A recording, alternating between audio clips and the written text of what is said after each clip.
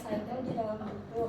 Lalu ada kapsid yang akan melindungi, lalu ada juga membran serta ada envelope 1 serta envelope 2. Untuk yang envelope 1 ini nanti ketika dilakukan pemeriksaan RT-PCR itu bisa terdeteksi. Nah, dari chikungunya virus itu dari famili Tobacillidae dan genusnya itu dari alpha virus. Untuk vektornya itu ada 2 kurang lebih yang di buku. Yang pertama itu ada Aedes aegypti sama Aedes albopictus. Yang paling banyak itu aegypti. Untuk epidemiologinya dia pertama kali itu ditemukan di Tanzania ada yang ya negara itu. Ada. Terus untuk yang paling banyak kalau di Asia itu di Southeast, Western sama Southern. Jadi untuk Central Asia itu malah nggak ada. Lalu untuk gejalanya kurang lebih nanti akan dijelaskan oleh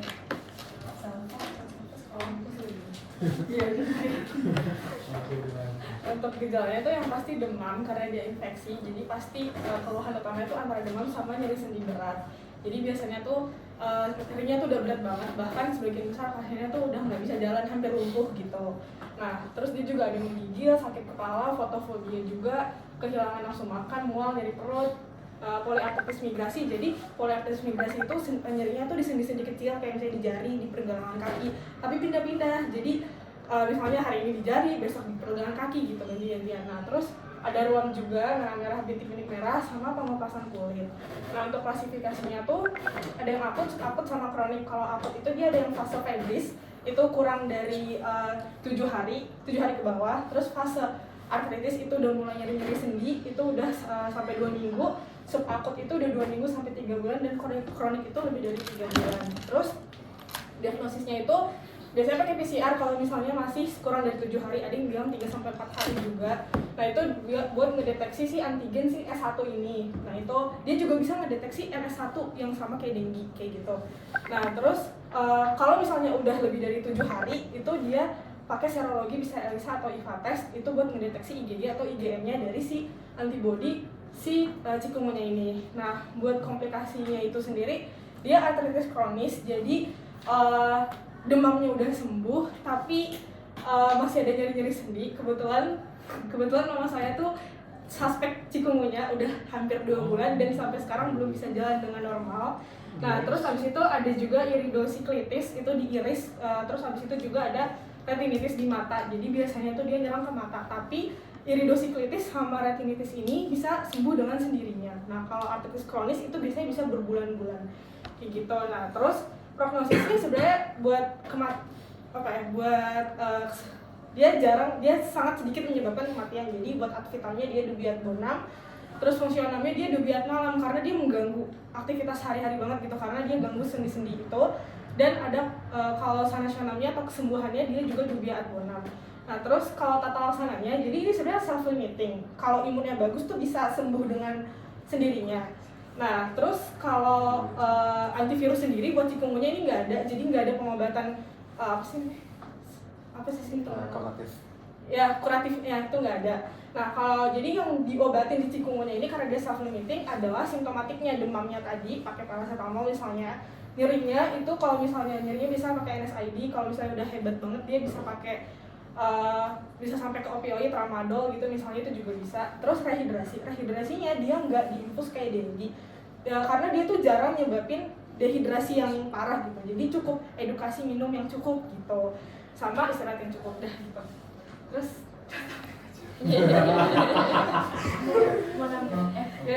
boleh izin nambahin dulu gak? Jadi dari chikungunya tadi secara strukturalnya tadi dia itu kan single stranded RNA virus ya, dan dia ini secara detailnya juga dia tuh bisa ngasilin nggak cuman structural protein itu dari E1, E2, kapsid sampai E3 kalau nggak salah, tapi dia juga bisa ngasilin namanya non-structural protein itu dari NSP1 sampai NSP4, itu 4-4-nya, yang dimana 4-nya tadi yang di NSP2 sama 1 itu berperan buat patogenesis dari si chikungunya ini.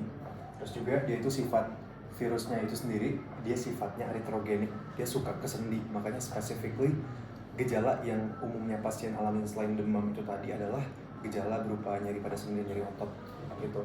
Nah, terus juga tadi udah viral structure-nya udah sih mungkin kalian mau nambahin apa dulu sebelum kita lanjut?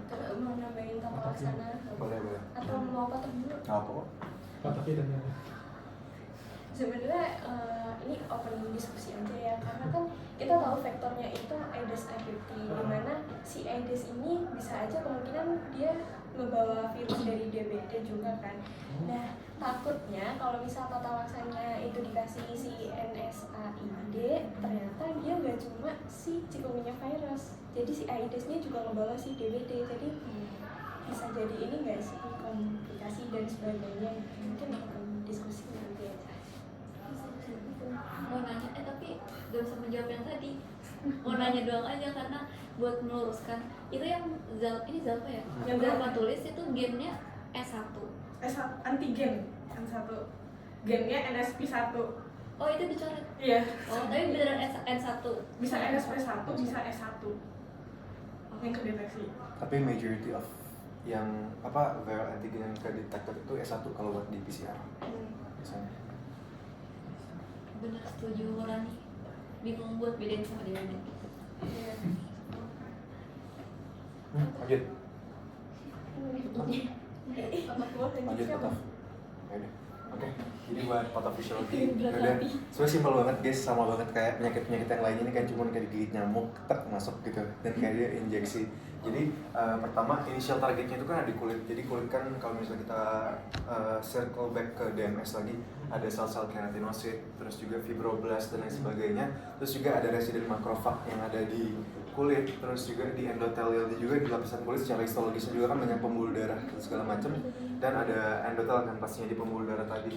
Ini merupakan target pertama buat si virus ini tadi, si CHIKV ini tadi, buat masuk. Ketika dia udah masuk, dia bisa menginvasi sel-sel target ini tadi, ini mana kita bisa ibaratkan sebagai first factory buat dia bereplikasi lebih lanjut nantinya. Dan waktu dia masuk, dia nempel itu, jadi kan structure tadi, secara structure itu yang paling superficial itu ada E2 di sini, itu structural protein dia itu dihasilin dari RNA yang dimiliki sama si virus ini tuh sendiri. Itu tepatnya itu kalau nggak salah di strand nomor 11,8 KB gitu, I don't know how to say this. Terus next, habis itu dari sana si E2 ini tadi dia bakal berikatan sama reseptor spesifik dia yang ada di sel-sel targetnya ini. Nama reseptornya adalah MXRA tipe 8, dan itu terdapat ada di sel-sel fibroblast, ada juga di otot-otot, serta adanya di sel-sel sinovial gitu. Nah, terus juga nantinya ketika dia udah menginvasi, udah nempel kayak gitu, dia masuknya dengan menggunakan suatu mekanisme spesifik namanya Clathrin mediated endocytosis. Jadi dia bakal ngebentuk suatu bubble kayak gitu. Terus pas dia udah masuk, baru bubble-nya kebuka dan dia baru menginvasi masuk ke sitoplasmanya. Nah, udah masuklah si RNA-nya dari Z virusnya tadi udah masuk ke sitoplasmanya tadi, dia bakal masuk ke nukleusnya dan juga bakal memulai untuk mensintesis, mulai proses translasi dan juga transkripsinya segala macam itu sampai menghasilkan si non-structural protein yang sifatnya patogenik di sini. Dimana ada dari NSP1 sampai NSP4 nanti bisa dihasilin, sehingga nanti ketika dalam suatu sel itu tadi dia udah banyak dihasilkan dari si viral antigensnya tadi, maka ketika loading dari si viralnya tadi udah gede banget dalam satu sel tadi, si viralnya tadi bisa pecah and it release to the bloodstream. Dan habis itu jelas sih viremia, dan viremia kan merupakan suatu keadaan di mana si virus tadi udah ada di peredaran darah. Terus once dia sampai ke lymph nodes yang mana merupakan organ imunitas kita tadi, nanti dia bakal lanjut lagi rilis secara sistemik juga. Nanti ujung-ujungnya sampailah dia ke sel-sel targetnya juga, kayak si sendi juga, si otot sama si lien dan segala macamnya. Terus juga secara lokalnya itu sendiri, gigitan dia langsung tadi bakal mengaktifasi nuclear factor kappa beta. Nanti dia bakal mengaktifasi, dia itu merupakan suatu transcription gene for inflammatory cytokines. Nanti ketika dia teraktivasi, nanti bakal berpindah ke nukleus dan juga memulai proses transkripsi, translasi dari sitokin proinflamasi tadi. Nah, dia interleukin 1, interleukin 4, 6 sama TNF-alpha itu bakal dihasilin, sehingga bakal menyebabkan inflamasi secara lokal dan juga bakal adanya kayak kemerahan ataupun swelling di tempat gigitan dari si nyamuk itu sendiri. Terus juga dan bakal merekrut berbagai imun sel. Sebenarnya buat manifestasi klinis yang dialami sama si pasien yang mengalami chikungunya itu tuh hampir semuanya kayak sama aja demamnya juga, mekanismenya sama, bisa dari si TNF-alpha dan seluruh stokin proinflamasi yang sifatnya tadi kan pirogen dan endogen tadi bisa mengaktifasi, ningkatin suhu tubuh di zat hipotalamus tadi sehingga bakal demam dan sebagainya. Tapi emang sel targetnya ini sendiri dia tuh si sendi tadi gitu yang sudah saya jelaskan sebelumnya. Oh iya, terus juga kenapa si chikungunya itu kalau nggak salah baru bisa kerasa symptomsnya itu sekitar 3-6 hari setelah dia masuk, itu karena pas dia masuk itu dia injeksi viral antigennya itu tadi tuh dia bakal masuk bersamaan sama air liurnya. Nah si air liurnya tuh punya efek immunomodulatory efek kayak gitu, jadi dia bakal bisa mempengaruhi respon imun kita, dia bakal menekan aktivasi dari si interferonnya, sehingga aktivasi dari interferonnya menurun dan juga dia bakal menghambat juga aktivasi dari makrofagnya, sehingga walaupun dia udah masuk, makrofagnya nggak bisa mengaktifasi sistem imun kita tadi. Yang ketiga dia bakal bisa secara langsung juga buat menyebabkan terjadinya vasodilatasi yang bakal menyebabkan penyebaran dari si agen-agen viralnya yang tadi bakal semakin cepat dan juga bisa menyeluruh seluruh tubuh kita gitu. Mungkin ada teman-teman yang mau nambahin dan we're open for discussions. Yang tadi penyebaran secara bloodstream itu kalau dari gambar yang saya temukan kemarin dari jurnal itu pakai mekanisme kalau kalian ingat Trojan horse mekanisme. Nebeng makrofag. Iya, nebeng makrofag. Baru dia disebarkan terus akan mempengaruhi berbagai macam imunitas segala macam. Nebeng makrofagnya kali itu bukan kan? Kalau ini sih iya terus saya ke HEPA segala macam gitu. Iya. Saya mau tanya, kalau kita di dokter puskesmas, kan walaupun secara teoritis nyeri-nyerinya akan lebih cukup tinggi dibanding kayak dengue fever gitu. Nah, maksudku kayak misal pasien datang nih, terus ternyata kita misdiagnose nih, kayak yang harusnya misalnya chikungunya jadi DF gitu, karena nggak terlalu prominent gitu gejala nyeri sendinya gitu. Terus kita tata laksana dengan tata laksana DF gitu. Apakah itu maksudnya nggak apa-apa atau ada kayak kontraindikasi? Sorry, agak nangkep dikit. Tadi chikungunya DF ke diagnosis chikungunya atau kebalik tadi? Chikungunya ke diagnosis. Karena tata laksananya di iya, kan kalau concern kita kan kalau DAF ada plasma leakage, jadi kita harus PCR, pokoknya periksa gen dan juga si IgG IgM gitu. Tapi kan kalau udah kondisinya DF, kita kan tinggal tata laksana simptomatik gitu. Maksudnya dari misalnya pasiennya ternyata chikungunya tapi kita tetap terapi DF, ada kontraindikasinya kita. Tadi terapi DF-nya tadi cuman dari simptomatik juga kan? Sama aja sih sebenarnya. Jadi nggak ada kontraindikasi sih. Chikungunya bukannya simptomatik juga? Iya, Atau dia chikungunya juga. semua Jadi kayak sama aja. sama-sama nggak boleh dikasih itu kan NSAID dua-duanya. Jadi secara kasar kalau kita misdiagnose sebenarnya tata laksananya juga kayak aja gitu ya. Ya enggak, bukan apa-apa sih. Sebenarnya- Iya, tapi maksudnya Iya. worst case-nya gitu. Worst case kalau misalnya salah diagnosis, misdiagnosis kayak gitu, tapi mungkin ya balik lagi secara temuan klinisnya. Kalau misalnya dari anamnesis kan mungkin kalau misalnya kita masih bingung ngebedain dia nyari sendinya yang mana nyari sendi bagian si chikungunya mana yang DF, kita kan bisa coba lanjut lagi ke pemeriksaan penunjangnya, coba kita assess dulu kira-kira masih ada penurunan trombosit atau enggak, soalnya kan di chikungunya nggak ada penemuan trombositopenia tadi gitu. Nggak selalu. Mungkin kalau aku tadi kan kasusnya di puskesmas kan, mungkin kayak untuk tata laksana awal masih nggak apa-apa, tapi kalau ragu dirujuk aja nggak sih buat tes RT-PCR dan lain sebagainya. Atau dari chikungunya itu ada satu yang nggak, kalau misalnya DD itu kan 2-7 hari untuk suami aja. Bersama aja 3 hari. Sama, iya sama. Tapi kadang dia juga schedule baiknya sama aja ya. Iya. Nah, kalau misalkan dari DD itu kan misalkan 7 hari terus result gitu ya. Nah itu tuh sebenarnya ada potensi buat dia menuju ke warning signs, critical signs, walaupun memang terlaksananya cuma simptomatik, jadi memang potensi perparahan itu masih ada gitu. Nah mungkin kalau misalkan kita sebagai dokter puskesmas kan kalau misalkan rujuk kan pasti akan ada prosedur dan lain-lain juga ya. Nah mungkin kalau misalkan pasien datangnya itu di hari demam yang keberapa dan ini mungkin open discussion aja, kayak ada baiknya nggak sih kalau misalkan kayak kita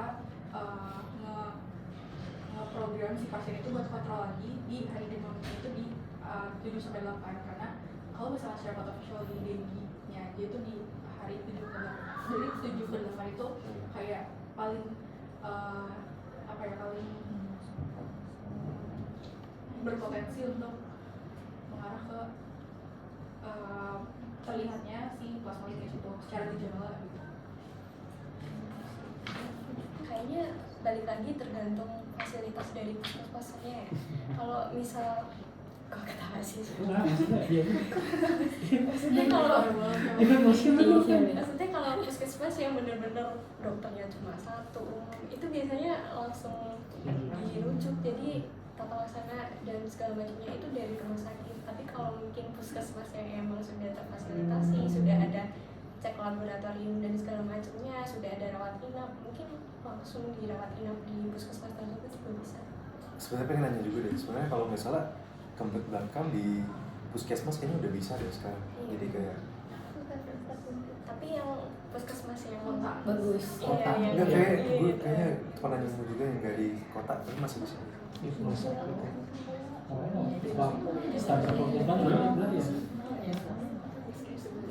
Yang biasa bukan yang swasta. Puskesmas kan ada puskesmas yang elit, ada ya itu namanya elit. Ada puskesmas.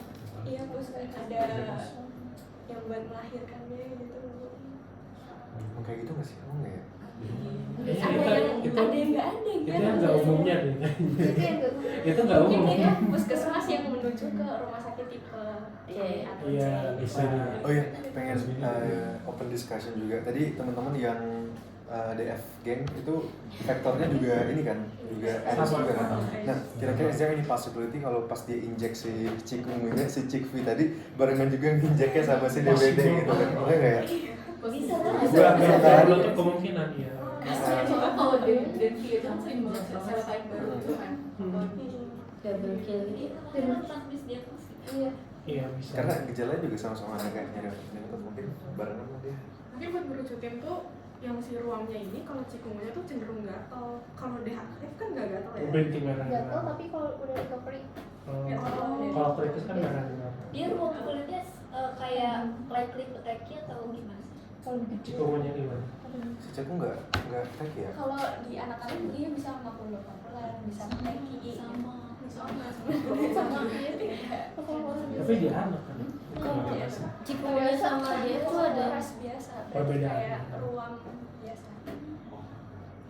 mau nanya.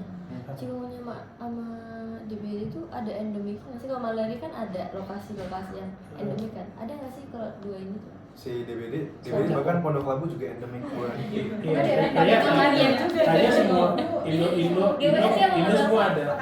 Paling endemiknya tuh Devi berapa per daerah. Itu udah kena kayak beberapa tetangga tuh juga ada yang Oh iya, lo jawab.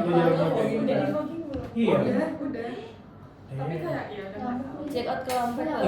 Iya. berarti kalau mama kamu Dirawat. dirujuk ke PCR gitu. Enggak depan. Jadi awalnya tuh dikira campak sama DBD, tapi ternyata kan Ya, dia dirujuk ke PCR ya. Dirujuk ke PCR. Dirujuk Iya. untuk pemeriksaan bis. gitu awalnya dikira campak atau nggak DBD, ternyata kok keluhannya sendi gitu. Jadi tumitnya sakit, jadi nggak bisa berdiri, nggak bisa jalan kayak gitu. Bener-bener kayak gitu, udah cek kayak asam urat segala macam tuh nggak ada. Jadi terus muncul merah-merah gitu kan. Jadi ya, kayaknya sampai cikungunya dilihat tetangga-tetangga juga punya keluhan yang sama. Waduh. Gitu. Jamuk resisten sama kopi. Kalau secara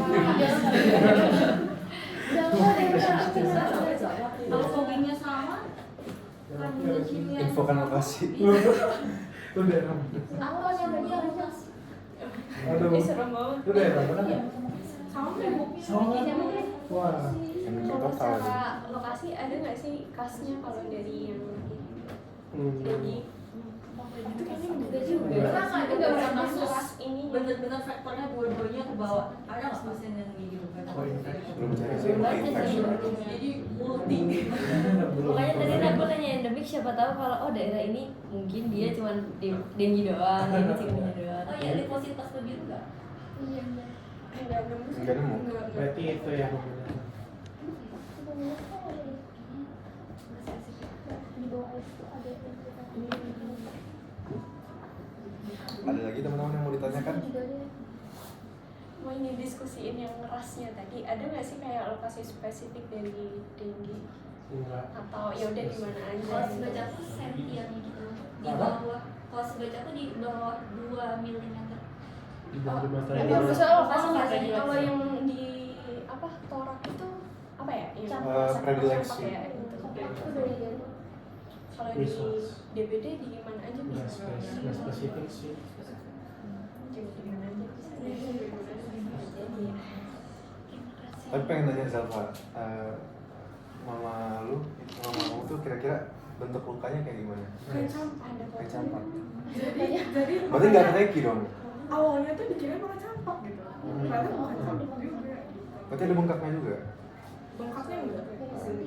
Jadi sedih. Udah di PCR belum? Belum soalnya sekarang juga sudah demamnya sudah itu, terus kalau vitaminnya juga sudah nggak ada kan. Tapi masih jadi sedih. Tinggal dari sininya aja. Mungkin kalau buat standarnya yang balik lagi tadi ya, Iya, yang kita tahu dari gennya kan, dari RNA-nya kan. Jadi sanitron apa yang menyajikan dari virus itu gitu. Iya, tinggal dari sininya. Gimana guys? Ada lagi?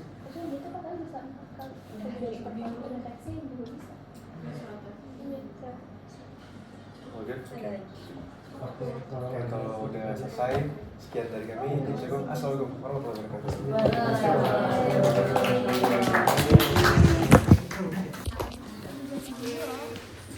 parah namanya.